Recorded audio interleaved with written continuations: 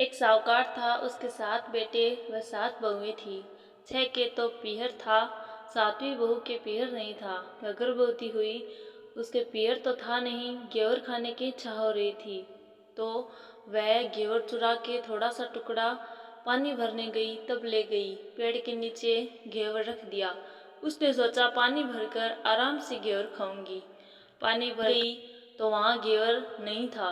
पेड़ के पास एक बाम्बी थी, उसमें एक नागिन रहती थी, वह भी गर्भवती थी।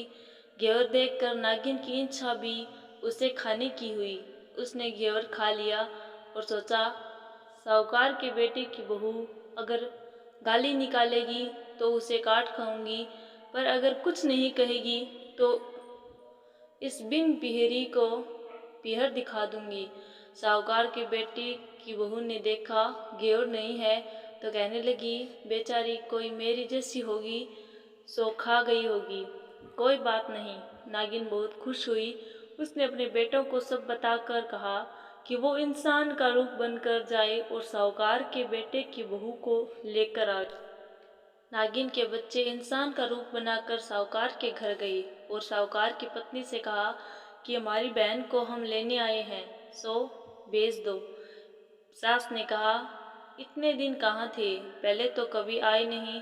नागिन के लड़के ने कहा, समधन जी, बाई भी हमें पहचानती नहीं। बाई जन्मी तब हम नानी के यहाँ थे और शादी हुई तब हम प्रदेश कमाने गए थे। वे लड़के बहुत से गहना, कपड़ा और मिठाई अपनी बहन की सास और जेठानियों के लिए ले गए थे।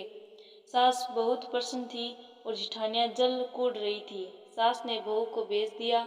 मम्मी के पास पहुंचकर लड़कों ने कहा, बहन, हम सांप है, घेवर हमारी माँ ने ही खाया था, उसने तुम्हें अपनी लड़की माना है, इस नाते तुम हमारी बहन हुई।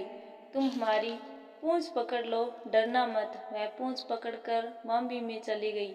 वहाँ उन्होंने उसे बहुत सुख और आराम से रखा। वहाँ उसने लड़के को जन्म दिया। जब उसका लड़का थोड़ा बड़ा हुआ तब की बात है, पड़ोसन ने साहूकार के बेटे की बहू को सिखा दिया, अगर तू तेरी माँ की इतनी ही लाडली है, तू तेरी माँ से कहना कि आज तो सांपों को दूध मैं ही पिलाऊंगी।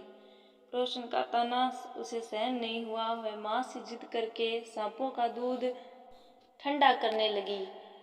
अभी दूध पूरा ठंडा भी नहीं हुआ था, उसके लड़के ने घंटी बजा दी। घंटी सुनते ही छोटे बड़े सांप दूध पीने दौड़ पड़े। मुँह डालते ही बहुतों का मुँह जल गया। सांप क्रोधित होकर कहने लगे, हम बहन को काटेंगे। माँ ने कहा, इसे मत काटो, यह तुम्हें आशीष देगी।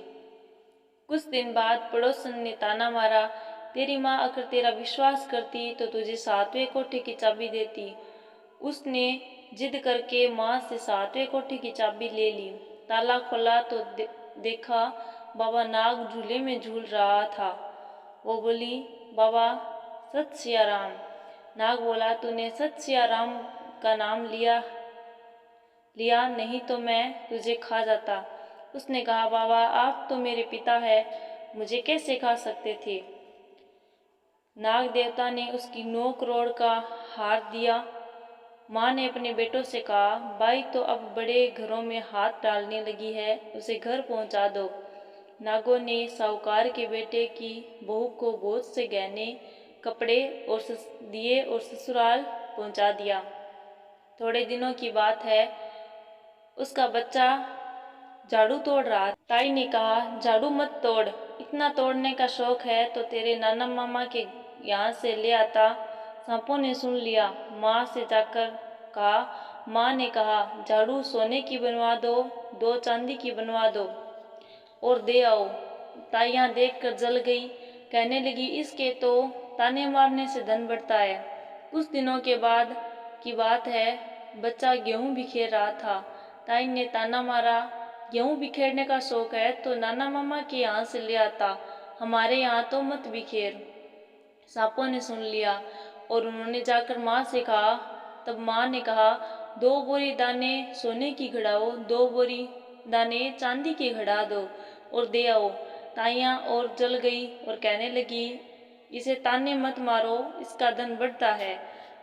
छोटी जेठानी लकड़ी लेने गई, वहाँ सांप था। उसने सोचा सबसे छोटी को भेजना चाहिए, सांप उसे खा जाएंगे तो मुसीबत मिट जाएगी। छोटी बहू लकड़ी लेने गई तो वहाँ सांप बैठा था। बोली, राम राम। सांप ने झट से बिच्छुए दे दिए, पहनकर छम छम करती चली आई। जेठानियाँ देखकर जल गई। 2-4 दिन बाद पान की गड्डियों में एक सांप देखा तो बड़ी जेठानी ने सबसे छोटे को पान लेने भेजा। उसने सोचा आज अवश्य सांप काट लेगा। सांप को देखकर छोटी बोली, भैया घर के क्या हाल चाल है? घर में सब ठीक तो है ना? सबको मेरा राम राम कहना। सांप ने मुंदड़ी पहना दी। जेठानियाँ फिर जल कूद गई। उन्होंने उसके पति को दुकान से आते ही सब बता दिया। तेरी बहू की सांप बिच्छुओं से दोस्ती है। साहूकार का बेटा अपनी बहू से रात को कहने लगा, सच सच बता, सांप बिच्छू तेरे क्या लगते हैं तो तुझे काट खाने के बजाय गहने देते हैं। बहू ने कहा, वो तो मेरे भाई भतीजे लगते हैं। फिर उसने सारी बात अपने पति को बताई। पति ने कहा, तो क्या तेरे भाई भतीजे तुम्हें ही बुलाते हैं, कभी अपने ज्वाई को यानी मुझे तो नहीं बुलाते? कोने में छुपे सांपों ने बात सुन ली तो जाकर अपनी माँ से कहा। तो माँ ने कहा, दोनों को बुला लाओ। इंसान का रूप बनकर सांप दोनों उनके बच्चों को बुला लाए। खूब कपड़े गहने रुपए देकर तीनों को विदा किया। ऐसा समर्थ बीहर कहानी के कहने सुनने वाले सबको मिले। कहानी अच्छी लगी और चैनल पर नए हो तो चैनल को सब्सक्राइब जरूर कीजिएगा। धन्यवाद।